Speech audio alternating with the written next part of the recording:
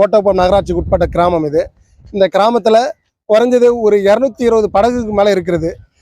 ஒரு 750 வீடுகள் குடியிருப்பு இருக்குது. 2000க்கும் மேற்பட்ட கிராம பொதுமக்கள் வசிக்கிறோம். எங்களுக்கு இந்த தூண்டில் வளைவு சம்பந்தமாக குறைஞ்சது 20 வருஷமாக நாங்கள் இது போராடி இருக்கிறோம். 20 வருஷ காலத்தில் இதுவரைக்கும் நாங்கள் இந்த துறையை சேர்ந்த அதிகாரிகிட்டும் சரி, இந்த துறையில் உள்ள அமைச்சர் பெருமக்களுக்கும் சரி, நம்ம ஆட்சிகள் மாற்றம் வருது, அடுத்தடுத்த அமைச்சர்கிட்ட நாங்கள் இதுக்காக கோரிக்கை மனு பல முறை கொடுத்துருக்குறோம். இது வரைக்கும் இந்த ஆட்சி யார் ஆட்சிக்கு வந்தாலும் செய்து கொடுக்குறோம் தான் சொல்கிறேன். எங்கள் மாவட்டத்தில் இருந்த அமைச்சர் அண்ணன் பொன்முடி அவர்களும் சொல்லியிருக்கிறாங்க. வந்தப்பெல்லாம் என்ன சொல்லிக்கிறாருன்னா, இந்த ஆட்சிக்கு வர்றதுக்கு முன்னாடி என்ன சொல்லியிருந்தாருன்னா, ஆட்சி அமைந்த உடனே இந்த தூண்டில் வளைவை துரிதமாக செய்து கொடுத்துக்கிறோன்னு சொல்லியிருந்தார். ஆட்சிக்கு வந்த உடனே பலமுறை அப்பவும் சொல்லியிருந்தாரு, நாங்கள் இந்த தூண்டில் வளைவை சீக்கிரமாக செய்து கொடுத்துறோம், ஏற்பாடு பண்ணுறோம். உங்களுக்கு இந்த ஒரு வருஷத்தில் நாங்கள் இந்த ஏற்பாடு பண்ணி கொடுத்து உங்களுக்கு உடனே தூண்டில் வலை அமைக்கிறதுக்கு ஏற்பாடு நாங்கள் சீக்கிரமாக செய்து கொடுக்குறோம். இந்த சட்டசபையிலே நாங்கள் இந்த பட்ஜெட் கூட்டத்திலே நாங்கள் முடிச்சு கொடுக்குறோன்னு சொல்லியிருந்தார்.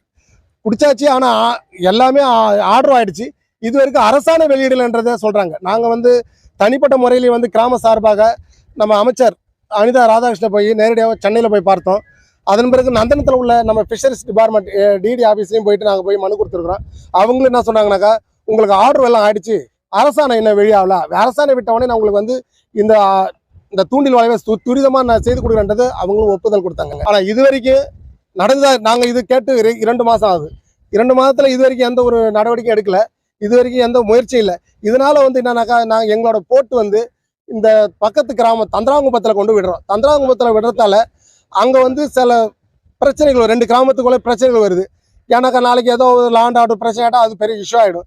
அதனால நாங்களும் அமைதியாக காத்துக்கிட்டு தான் நாங்கள் போயிட்டு இருக்கோம். ஏதோ எங்களுக்கு கிடைக்கின்ற ஒரு நம்பிக்கை தான் இது வரைக்கும் இருக்கிறோம். ஆனால் இது வரைக்கும் கிடைக்கல. ஆனால் இனிமேலும் இதுக்கான ஒரு வழி கிடைக்கவில்லை என்றால் நாங்கள் அடுத்த கடை போராட்டம், சாலை மறியல், இல்லாட்டி கடலில் இறங்கி போராட்டம் பண்ணுறதா நாங்கள் நடவடிக்கை எடுத்துருக்கோம். அடுத்தது வர எலெக்ஷனில் கண்டிப்பாக நாங்கள் இந்த தேர்தலில் புறக்கணிக்கிறதுக்கான ஒரு ஏற்பாடும் பண்ணுவோம். எங்களுக்கு அதுக்குள்ள ஒரு ஏற்பாடு நடக்கவில்லை என்றால் கண்டிப்பாக தேர்தலை புறக்கணிப்போம்.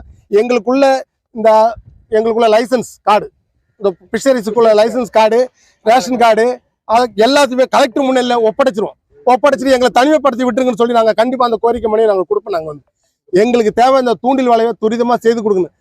இந்த குடும்பத்தோட நாங்கள் என்னன்னாக்கா, குழந்தை, குட்டி, பெண்கள், ஆண்களை அனைவருமே சாலை மறியல்ல உட்காருவோம். கடல்ல இறங்கி போராட்டம் பண்ணும். அடுத்த கட்டம் போராட்டம், கடல்ல இறங்கி போராட்டம் பண்ணும். எங்களுக்கு கண்டிப்பா இந்த ஆர்டர் ஆகணும். இதுக்கு கலெக்டர் கண்டிப்பா இதுக்கான பரிந்துரை பண்ணி எங்களுக்கு சீக்கிரமாக இந்த தூண்டில் வலை அமைத்து தரும்படி கலெக்டர் மிக தாழ்வுடன் கேட்டுக்கொள்கிறேன். சின்னமலர்ச்சாடி மீனவ கிராமம். இந்த மீனவ கிராமத்துல 2000 மக்களுக்கு மேல் நாங்கள் வசிக்கிறோம். எங்களுடைய கோரிக்கை என்னன்னாக்கா, 20 வருஷத்துக்கு மேல